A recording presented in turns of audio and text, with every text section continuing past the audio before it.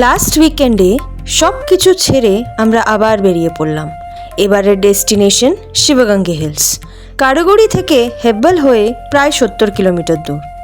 শিবগঙ্গিকে বলা হয় দক্ষিণা কাশী। এটা শুধু একটা ট্রেক নয়, এটা একটা পবিত্র পাহাড় যেখানে প্রত্যেক স্টেপের সাথে বিশ্বাস আর শান্তি মিলিয়ে যায়। পথটা বেশ কঠিন, চারিদিকে পাথর আর সবুজের মেলবন্ধন। রাস্তার দুপাশে পুরনো মন্দির আর হাতে গাঁথা মূর্তি, যা সময়ের গল্প বলে দেয়। পাহাড়ে উঠতে উঠতে পড়বে হোনাদেবী টেম্পল, ওলাক্কাল তীর্থা আর পাহাড়ের গায়ে গাঁথা পুরনো শিব মন্দির। রাস্তার মধ্যেই আছে ছোট ছোট দোকান আর আছে বানর সেনা।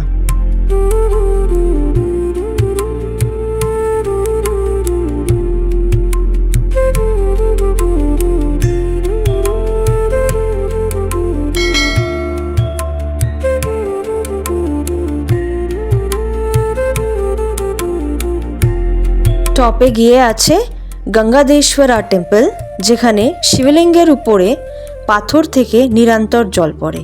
পাশেই আছে পাতালগঙ্গা, লুকোনো পবিত্র জলধারা।